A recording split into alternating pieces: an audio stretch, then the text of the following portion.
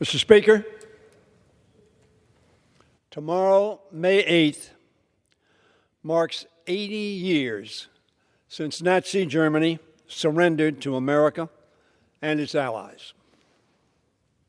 Victory in Europe, known as VE Day, came at a tremendous price. Hundreds of thousands of Americans and millions of others dead. Many more physically maimed and mentally scarred.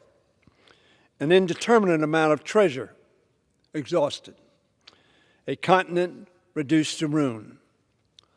On that day, Mr. Speaker, President Truman said the only way to repay that debt was through ceaseless devotion, and I quote, to building an abiding peace, a peace rooted in justice and in law. He said, and again I quote, we can build such a peace only by hard, toilsome, painstaking work, by understanding and working with our allies in peace as we have in war. Mr. Speaker, I was born just a few months before that war began. I was only 5 years old when Truman said those words. I have lived my entire life virtually amid that abiding peace he envisioned all those years ago. I've lived my entire life knowing that America was the world's most consequential nation. I've lived my entire life believing that America was also the nation most committed to freedom, democracy, free markets, and self-determination, even if our deeds sometimes fell short of those goals. The Pax Americana that began in 1945 was not inevitable.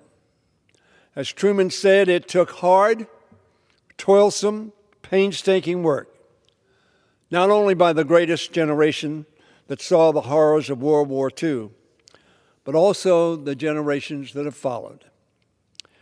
President Kennedy said in his inaugural address, the torch has been passed to a new generation of Americans, born in this century, tempered by war, disciplined by hard and bitter peace, proud of our ancient heritage and unwilling to witness or permit the slow undoing of those human rights to which this nation has always been committed and to which we are committed today at home and around the world. Kennedy spoke of universal brotherhood and sisterhood of all mankind and the recognition that we are inextricably connected.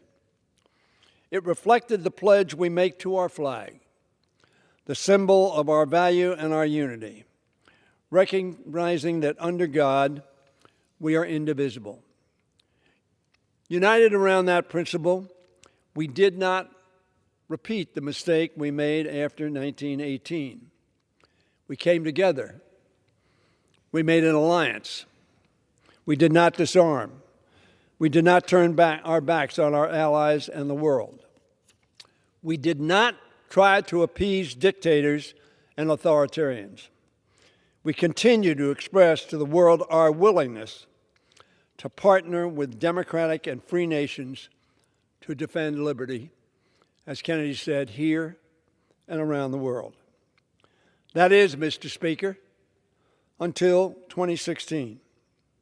Sadly and dangerously, candidate Donald Trump announced that America might not honor that pledge. He made it conditional, transaction, if you will, transactional. He was right, of course, to demand our NATO allies pay their proportionate share for NATO's expenses. But he sent shockwaves of doubt to our allies, to our friends, and yes, to our enemies and our adversaries. He expressed uncertainty about whether the United States would honor its commitment under Article 5 of the NATO Charter to defend a NATO ally in the event that they were attacked, as our NATO allies had done for the United States after the September 11th attacks. Mr. Speaker, in 2017, I worked across the aisle with Speaker Paul Ryan, Leader Kevin McCarthy, and others to pass an overwhelmingly bipartisan resolution that reassured our NATO nations and potential adversaries as well that the United States would always honor Article 5. It passed, Mr. Speaker, 419 to 3. For over 3/4 of a century, the credibility of our commitment to assuring we would never see World War III, which of course was the assurance of deterrence and resolve against warmongers, was unassailable. President Trump, however, as a candidate, put the premise of peace through strength and unity in doubt. Which brings me, Mr. Speaker, to Ukraine. I wear the Ukraine flag and the flag of the United States every day. Every morning, I pin this pin on the suit that I'm wearing. When the Soviet Union collapsed, largely because of a failed economic system and the resolve of America, NATO, and the free world, the USSR's captive nations regained their independence and sovereignty. While their histories were unique, their status as independent nations was recognized by the United Nations and most of the world. In 1994, a few years later, the Russians signed an agreement recognizing Ukraine's sovereignty and pledged to respect the integrity of the then existing borders. In exchange, Ukraine turned over all of its nuclear weapons to Russia. Predictably and sadly, the Russians did not honor their agreement. On February 20th, 2014, they invaded a part of Ukraine, Crimea, in an act of international criminal behavior. Two agreements that Russia and Ukraine signed in Minsk, the first in September of 2014 and the second in February of 2015, outlined a Russian commitment to withdraw from Donetsk and Luhansk regions of Ukraine and to respect Ukraine's territorial integrity. Instead, Russia continued waging a proxy war in eastern Ukraine for years. Mr. Speaker, I believe that the West's failure to respond to the 2014 invasion and the illegal annexation of Crimea led to its second criminal and horrific invasion of Ukraine without provocation in 2022, some 3 years ago. Our failure to act sent a message not only to Putin, but to the rest of the world that the United States and the free world may not respond to a legal war invasion. Although President Trump may not bear the blame for how the war began, he may determine how it ends, in victory or defeat, for freedom, democracy, and international law. Mr. Speaker, I fear that this administration is pursuing a strategy of defeat in Ukraine. The Trump administration is trying to appease Vladimir Putin, just as Neville Chamberlain tried and failed to appease Adolf Hitler. Trump and many of his loyalists parrot the Russian propaganda lie that somehow Ukraine, the victim of Putin's unprovoked invasion, started the war. The president has now said he did not mean that, but that's what he said. The Trump administration has halted American efforts to investigate and prosecute Russian war crimes. He pressures Ukraine to forfeit Crimea, a part of Ukraine agreed to by Russia in 2014. He pressures Ukraine to, 94. He pressures Ukraine to forfeit Crimea and large swaths of eastern lands. Crucially, President Trump and other members of the administration have dismissed Ukraine's ambitions and desire to become members of NATO. I believe NATO membership is the best and perhaps only way to assure Ukraine's security. Mr. Speaker, we didn't ask Russia's permission to have Sweden join NATO. We didn't ask Russia's permission to have Finland join NATO. They joined because they correctly feared additional Russian invasions, including the long borders that Finland has with Russia. Why would we ask Russia's permission, therefore, to let Ukraine join NATO? That decision belongs to us, our NATO allies, and Ukraine.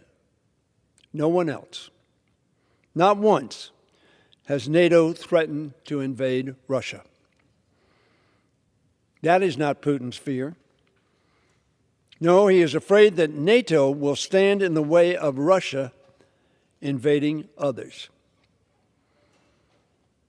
And yet, Mr. Speaker, even with all of Trump's concessions, Vladimir Putin continues to drag his feet in negotiations. He wanted this war when he launched his invasion 3 years ago. And frankly, he still wants it today.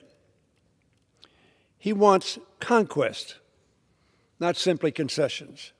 He is laser-focused on restoring and expanding the old autocratic dictatorship known as the Soviet Empire. Even if Putin were to agree to a peace deal, we could never trust him to keep it. Eventually, he'd toss it into the ash bin with the UN Charter, the Helsinki Final Act, the Budapest Memorandum, the Minsk Agreements of which I spoke, and all other international laws and agreements he has violated over the years. Mr. Speaker, Trump risks falling for the same grand illusion that Chamberlain fell for, that feeding the Russian bear will make Putin less hungry for expansion, less dangerous, less dismissive of international law. That did not happen with Hitler, and it will not happen with Putin. Supporting Ukraine, Mr. Speaker, is the moral thing to do.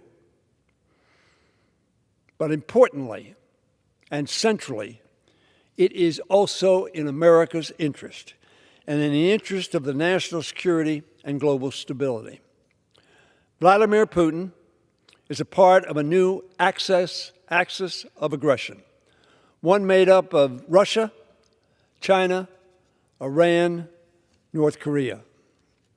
A Russian victory in Ukraine would embolden not only Putin, but also expansionists, authoritarians everywhere to prey on the free world. When our adversaries doubt our resolve, they become more willing to test our strength. Mr. Speaker, if Putin wins, Xi Jinping wins, Khomeini wins, Kim Jong-un wins. Authoritarians, aggressive, acquisitive, dangerous. If Ukraine loses, America loses. Europe loses. The free world loses. Democracy loses. International law loses. Freedom is at risk. That is, I tell you, Mr. Speaker, the consensus of our allies. This year, I visited 5 of our European allies on congressional delegations, one led by Mike Turner, the former chair of the Intelligence Committee, and the other led by Michael Rogers, the chairman of the Armed Services Committee. I spoke to leaders and many others at the Munich Security Conference. They all agree Russia must not win its war of aggression. They are committed not only to Russia's strategic defeat, but also to securing a lasting peace like the one that began in 1945. A peace through strength and resolve. Our allies, Mr. Speaker, also recognize that we all need to do more. Experts predict Russia will field a 2 million strong army by 2030. Right now, Russia produces more ammunition in 3 months than NATO does in an entire year. That includes America, of course. That has to change, and it is. Of NATO's 28 nations, 23 reached and exceeded the alliance's requirement for a minimum of 2% of GDP for defense spending.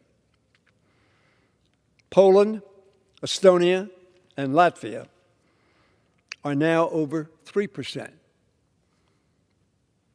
Lithuania and Finland will be over 3% in 2025.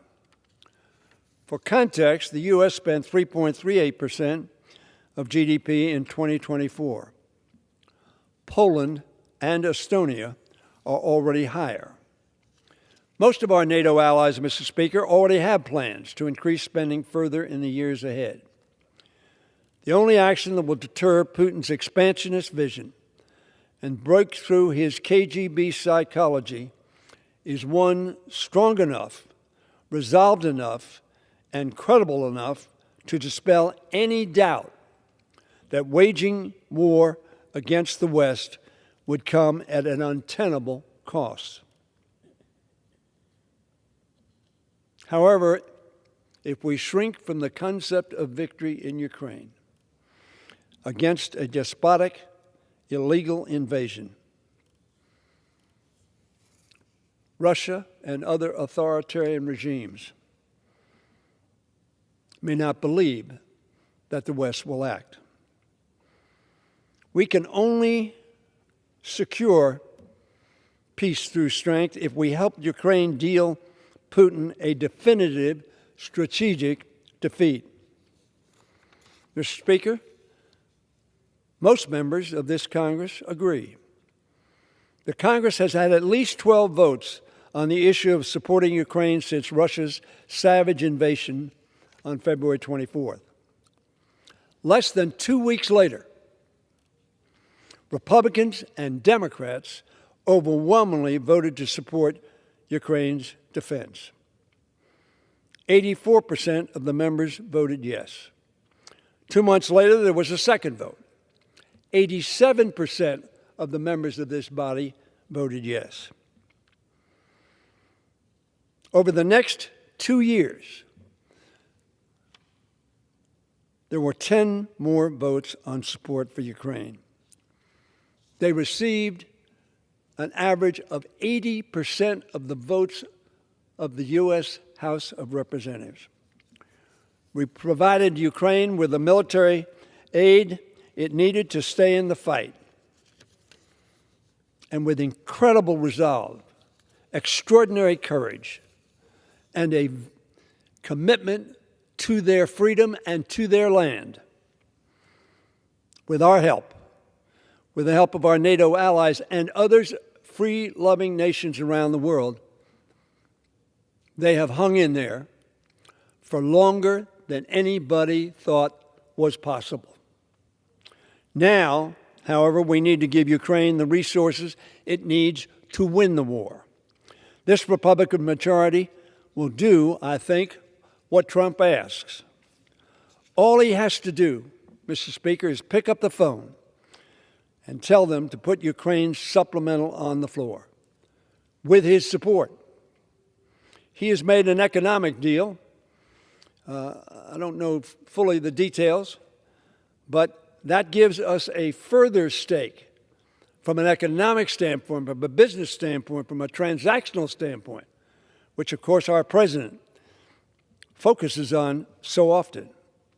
But if we put that bill on the floor, it will pass overwhelmingly. Concessions, Mr. Speaker, will never get Putin to the negotiating table. Only strength will do that. Truman told Stalin,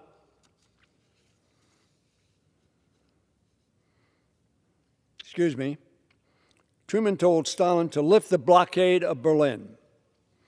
Kennedy told Khrushchev to stay out of Cuba, and he did, just as Gorbachev tore down that wall. Reagan told Gorbachev, tear down this wall. He did. Why? Certainly not because America made endless concessions and kowtowed to our adversaries.